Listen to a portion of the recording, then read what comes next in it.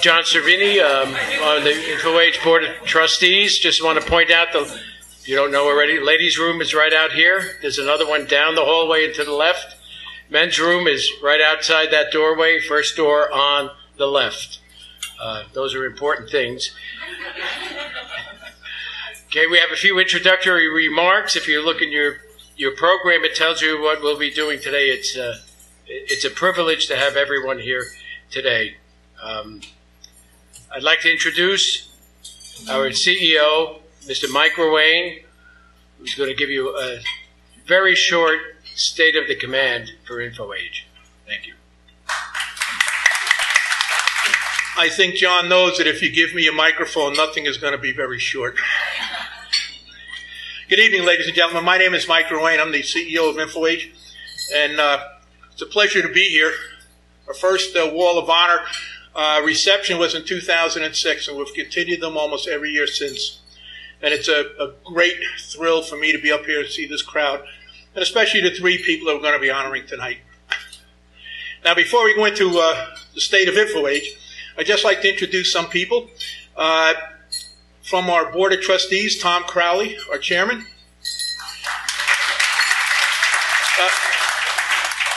Do me a favor, hold your applause, because some of these guys really got a big head right now as it is. I'd also like to introduce Claire French. Claire is our treasurer, was secretary.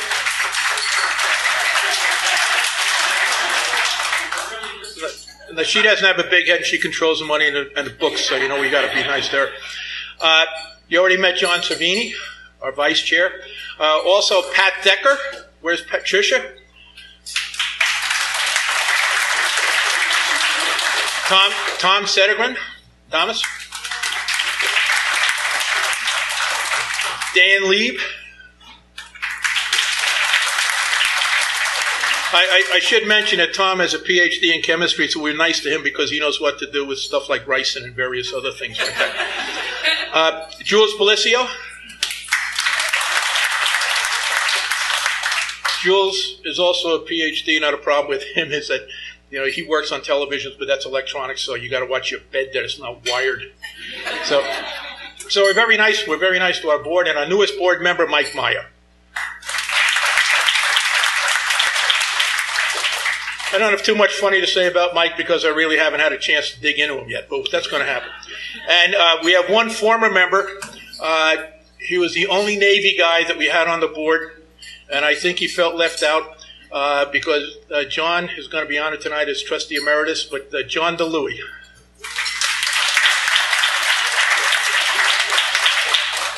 I got you, John, and I got the mic. As per past receptions, I want to tell you about what happened this past year, what we call the State of InfoAge. And we had two new board members. We lost two. We're losing Pat Thecker. She's going to be moving out to Chicago with her family. And we lost John DeLuey. But we picked up two new ones, a gentleman by the name of John Patrick Henry. And if you ever want a patriotic name, that's pretty good. And then we picked up Mike Meyer. One of the other things, our newsletter is now being sent electronically, and it gives us a lot more that we can do a lot with it, and that's thanks to Gloria Kudrick right here, who does a great job for us on it.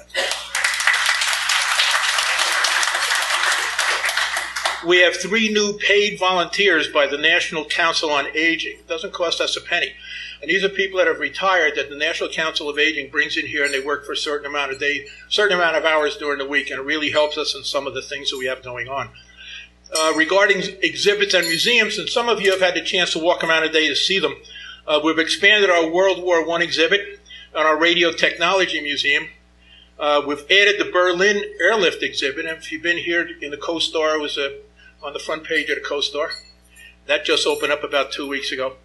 And we have the World War II Homefront exhibit that you sit down, and now you start hearing some of the broadcasts, and you feel like you're in a 1940s living room. We developed a hands-on Lionel train layout and added 7,000 square feet to the Military Technology Museum. And their latest addition is a Jeep on rails, on railroad tracks. Pretty cool stuff. Now, we're not just museums. One of our big things around here is education, primarily STEM. When AT&T left and Fort left, Contractors left, the defense contractors. And we lost, the scientists and the engineers and the program managers and all those people.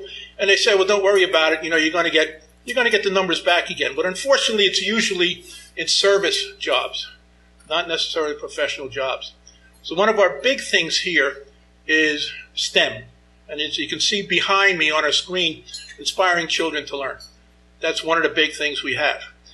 And to help with that, this year we had a statewide STEM competition, was held here. And on Thursday, we hosted 74 children, grammar school. It was very interesting. From a Edison STEM summer camp. And it was a great time. They were here for about 5 or 6 hours with the Military Technology Museum, and they learned about M&Ms. Okay, that the Army in World War II needed something to keep the chocolates from melting. They contracted out.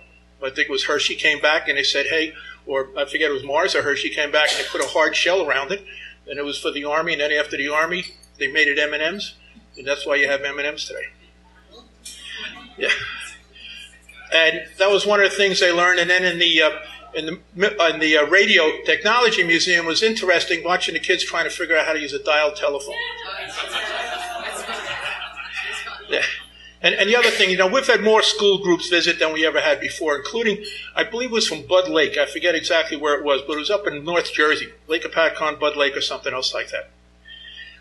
In our building 9059, which used to be the old telephone building over here for all you people who were around before, we now conduct a weekly podcast.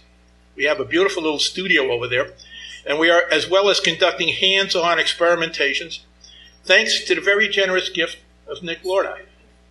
Now, not only was he generous going back over the past year, but tonight he also presented me with a $5,000 check for InfoAge.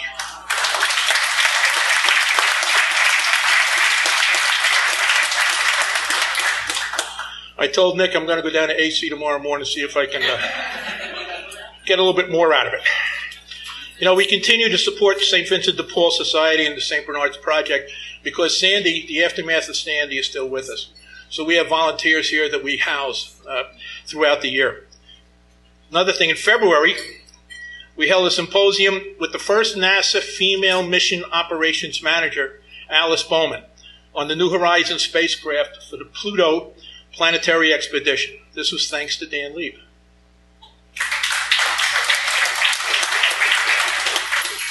And we just completed our second Space Exploration Week, thanks to Lori Lauer.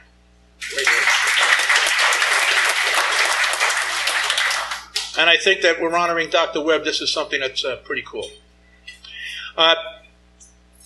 More visitors and more out-of-state visitors come here every year. And what's interesting this year, we had visitors from Sweden and Australia who made sure that they planned their vacation itineraries to ensure that they could visit us when we were open.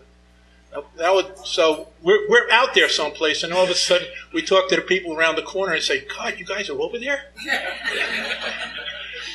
And again, we continue to repair and restore our buildings. It's primarily repair. These buildings were people around here 10, 12 years ago. We're in horrible shape. And if you look at them now, I was telling Nick, we put about 150 pounds of plaster into this building. Pat Decker gave us, Pat and her husband Duncan Thacker gave us the money to redo this. This has really changed from what it first was, for those people who know about it. And Wall continues to be a great landlord. They support us not only monetarily, but also with in-kind services to include road paving, snow plowing, and just about anything else, trimming our trees and anything else that we need. So we really have a great relationship with them. And Fred Carl, our founder and chief operations officer, just received the Sarah Fish Creating Legacy Through Historic Preservation Award from the New Jersey Preservation Council a few weeks ago.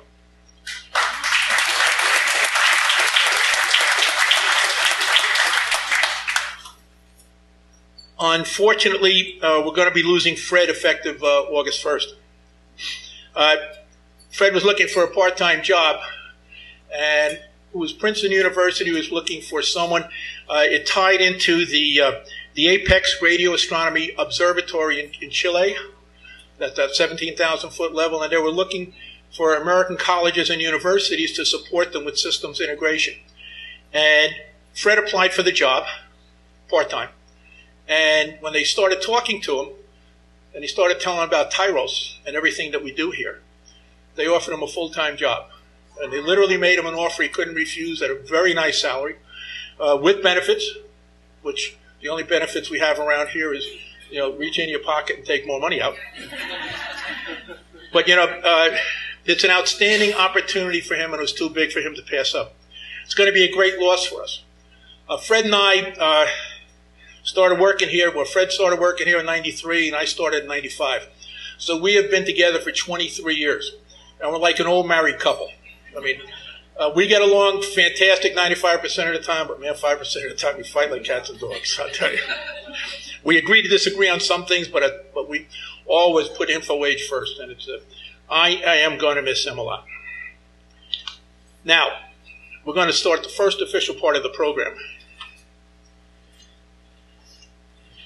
The full-length oil portrait of Marconi that used to hang in our lobby was painted in 1914 by the noted Italian painter Count Gustave de Moragni. He was a popular portrait painter and for social and public figures, and maintained a studio in New York for 24 years. Earlier this year, Sheila Williams and Pat Decker of the Metinacon Questers approached us about providing a grant to restore the painting. The painting at that time was, 104 years old. We agreed, and it was sent out and restored by Stephen Weston of the Weston Galleries in Manasquan. And tonight we're going to unveil it for the first time. So Sheila and Pat, would you care to come up and do us the honors and maybe say a few words?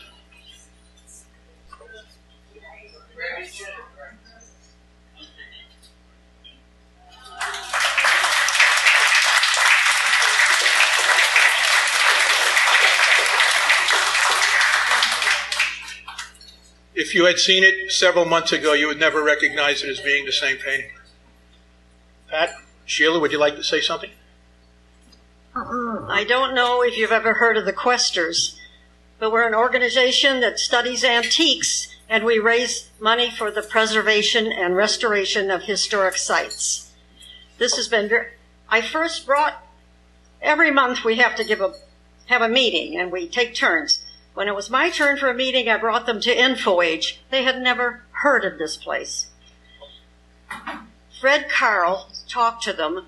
When they left, they were absolutely amazed. The historical speech he gave and the information that they learned. And that's when they became interested in doing something for InfoAge.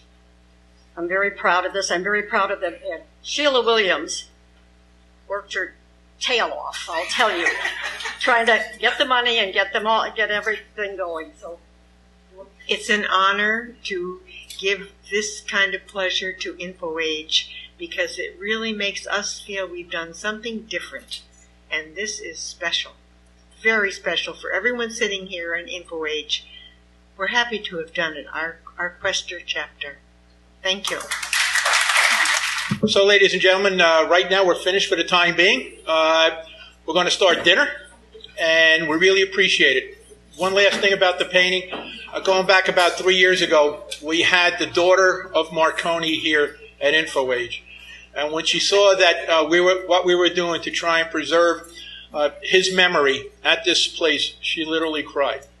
It was a great day for us. Not that she cried, but it was a great day we had her here. It was terrible she cried. But anyway, folks, thank you very much, and please enjoy the dinner.